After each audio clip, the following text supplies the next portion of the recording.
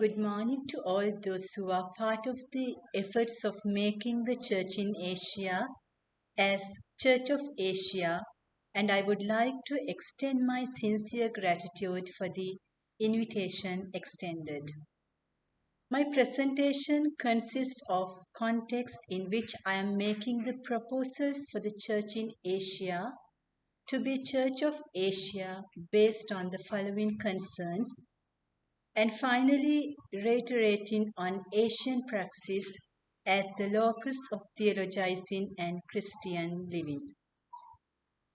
Socio-political and religio-cultural traditions of a particular region can have a strong and enduring impact on the lives of people, as it does in Asia, where women have made remarkable progress in recent years and the transformation is possible. Asian women, who comprise more than a quarter of the world's population, are not a monolithic group of people. Yet, oppression of women is a major form of oppression in Asia. Suffering, though a common reality, is closely connected with sexism, classism, racism, militarism, and colonialism that are interlinked. But women of Asia suffer more than men. Lest we forget that the tradition of the Church deprived God's call of being women to exercise the call of God for the Church and society, including pastoral ministry and church leadership. For Gustavo Gutierrez, the poor has two key elements. First one, the poor are the victims of oppressive and unjust social structures. And secondly, the poor are the agents of change if they are equipped with skills and hope to create new horizons.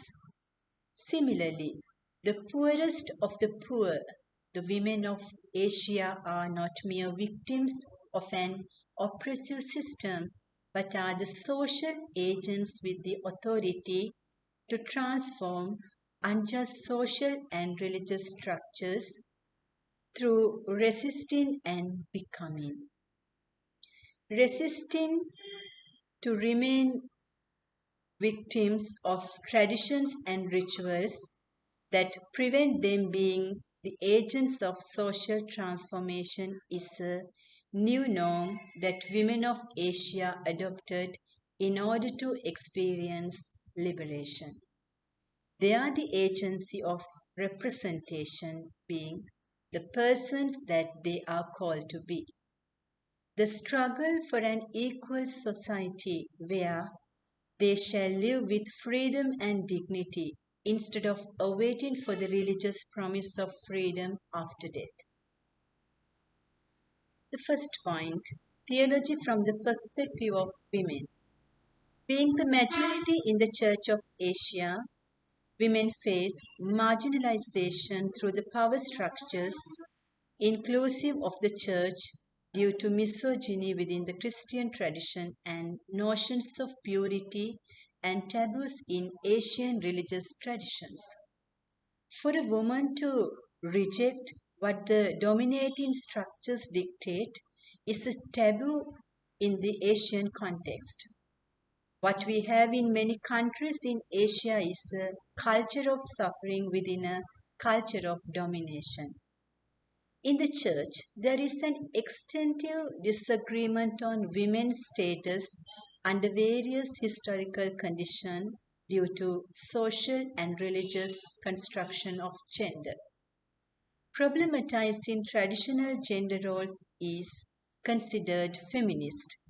Hence, argued, feminism is a production of modern cultures which is contrary to biblical values. A woman's nonconformist approach to social status quo could be painted as unwomanly or deprived of woman qualities, because struggle for women's liberation has been criticized by the patriarchal system as both Western and Borgias, for neither is applicable nor desirable in the context of Asia. Essentializing theology from the perspective of women is also depatriarchalization of theologizing in Asia. Any theology from Asia that does not touch the multi-layered oppression of Asian women is limited in scope and cannot liberate any person in Asia, because unless oppressed women are liberated, no one can be liberated. No one possesses the truth. Truth possesses the truth. Theology has to emerge from the historical reality of the people in a context.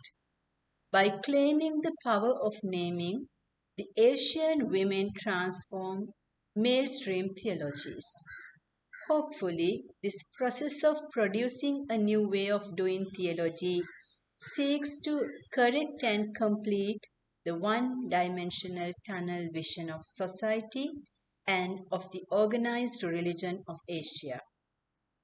It generates a new way of thinking about faith, starting from reality and experience.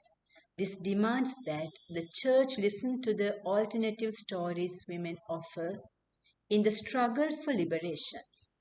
Church also needs to find new ways of doing theology together with men and women, priests, laity, and religious in different social contexts. Second point, doing theology as Asian women. For Rasika Pieris, a theology is not a rational explanation of our faith, but something emerging within a context of people, a dynamic involvement of a faith community. Hardly offering liberating alternatives to the situations of the oppressed, traditional theology does not recognize the struggle for freedom as a part of salvation. It is not correlated with the present experience. The absence of the social or structural dimension of sinfulness within the interpretation of sin in the institutional Christian understanding of salvation scarcely recognizes political liberation as an essential element for salvation.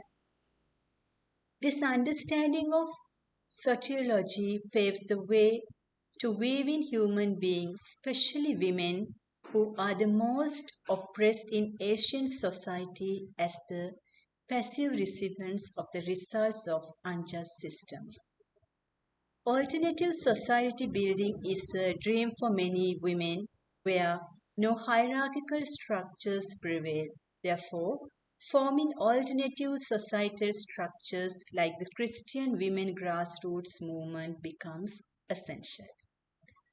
In the Church of Asia, there is a need to listen to women's experience, and women need to feel that they have been heard and have made a contribution to the life of the church. When lived praxis becomes the axis for theologizing, the lived experiences of women cannot be excluded. The struggle of the women to resist oppressive structures open new avenues for reconstructing the existing theologies in Asia. The experience of poorest of the poor is an influential and essential source of deconstructing the theologies that have long been sustained by a conception of men's power over women. Third point, rethinking of the image of God that gives life to women. The maleness attributed to God or Christ is a stumbling block for an inclusive paradigm of the church. In the reification of God as male, the God symbol is monopolized and man becomes the norm of full humanity. The action of making the symbol of the male God synonymous with power undergirds the hierarchical male church in which men are definers of codes and women are neurotic consumers. The concept of contingency of particularity as trajectory of the incarnation. In their struggle for liberation, many women found new names and places for God who empowers them resist suffering that is contrary to the traditional teachings that emphasizes the masculine attributes to God. If women are to see themselves as creatures made in the divine image, that is primary identity as the image of God. The language used to speak of God must reflect more than male symbolism because language is not politically neutral, but rather serves as a tool of either or oppression, life-giving. Fourth one, new consciousness in the women and the church. Reading from androcentric perspective, texts such as the Bible, the prayer of the church, and liturgical lectionaries in the church does not affirm the equal dignity of women. Another remarkable factor for stagnation in affirming the dignity and mission of women in the church is the internalization of patriarchy by women. The system that affects all aspects of life of women and undermines their personhood in subtle ways. Women admit to accepting mankind, brethren, sons of God, he, his, and him as being inclusive of both genders. This portrays that women are subsumed by or no more than shadows of men. Raising awareness of the dignity and role of women in the church challenges the status quo in ecclesiology and theology. Awakening to the equal dignity of women and men include acknowledgement of the God-given creation and baptismal dignity of the image of God. In consciousness raising, both women and men must take cognizance of the fact that the equality of believers, translating into shared and equal participation of women and men in all aspects of church life, is according to God's will. From hermeneutics of suspicion, women may draw inspiration and support from reclaiming the history of her story of their foremothers and foresisters in the Bible, whose voices have been muted or even silenced. Since patriarchal structures in both church and society have the potential for transformation, consciousness raising in conversion requires exposure of the overt and subtle ways in which men and women are entangled in the sin of patriarchy. Both women and men dream for the new humanity in Christ, and this could be reached through dialogue with women. Fifth point, women as full decision-making citizens. Elizabeth Susler-Fiorenza defines Ecclesia of Women as a democratic congress of full decision-making citizens, while highlighting democratic equality, citizenship, and decision-making power as essential elements of the notion of ecclesia. The vision of the ecclesia of women is to struggle for change and liberation of God's life-giving and transforming power of the community in the midst of the structural sin of the kyriarchal powers of exploitation and dehumanization. Susler-Fiorenza proposes an alternative magisterium of ecclesia of women as the locus or place of divine revelation besides the Bible or the tradition of the patriarchal church. It would become a norm for Christian theology in which the preferential option for the poor becomes a preferential option for women, especially poor women. She speaks further about the same notion of ecclesia of women as a discipleship of equals, while reinterpreting the experience of the early Christian community who lived in solidarity from below. Within the discipleship of equals, all are learners and there are no masters. Each one learns from the other, which is the new paradigm of the alternative magisterium, the ecclesia of women, and the norm for Christian theology. Sixth point, learning from the other. In the view of Rasika Pieris, each religion is a unique language and idiom with which the human mind in a given context has expressed its yearning for and its experience of integral liberation. Hence, in speaking about the liberation Christology of religious pluralism, he draws attention to two imperatives. First one, fidelity to what is unique to Christian faith.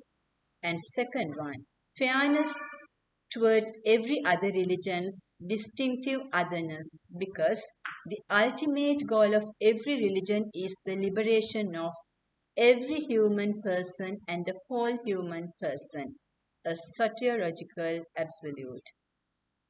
Living in a religiously pluralistic continent, many Asian feminist theologians have found their own heritage as a new style to present the rich and multi-layered theological voices through symbols, images, songs, dances, stories with the aim of full liberation for all. The multiplicity of religious heritage that exists and interacts within and among Asians provides resources for a paradigmatic shift in the struggle for liberation. The interreligious and interethnic gathering, dialogue, sharing, and worship extends the solidarity of both men and women for the common goal of working together for liberation. Seventh and the last point, coming to the understanding that men of quality are not threatened by women's call for equality. Realization of admitting that liberation of women is integral to the liberation of the whole of humanity is pivotal. The call for equality poses threat. For Henriette Katupu, it is caused by fear of loss of status, fear of what will happen when patriarchal structures mutate, but basically fear of the other. Overcoming male domination is a challenge for women in Asia while recognizing it as a sin, because patriarchy in the Asian context is not just a matter of male supremacy and male-centeredness, but also a socio-political and religio-cultural system of control and domination involving powerful over powerless. In the process of affirming the full humanity of women, the recognition of how a woman's particular context shapes her experience of oppression is not sufficient. It demands alternative ways of resisting elements that support patriarchy. The stereotyped Asian social landscape must change. Conclusion. The challenge that remains a concern for the Church of Asia is to distance herself from the colonial roots and its representations and make a paradigm shift from Eurocentrism to Asian centrism. Eurocentrism does not fully echo the Asian-centric ideals of interdependence and interrelatedness, which are core values of Asian centricity. Nevertheless, being Asian-centric does not relate to being contrary to Eurocentrism, no cultural separatism, rather using Asian praxis as hermeneutical lenses. Asian praxis demands moving from suppressionism to ecumenism, without which the making sense of the Church of Asia will be a futile exercise. Mimetic histories of leadership model that is vertical may not suit as the context demands an inclusive structure that is horizontal, that ensures the participation of people from all walks of life. For the Church of Asia to choose the preferential option for the women is ensuring the preference God adopted by taking the side of the oppressed. Thank you very much.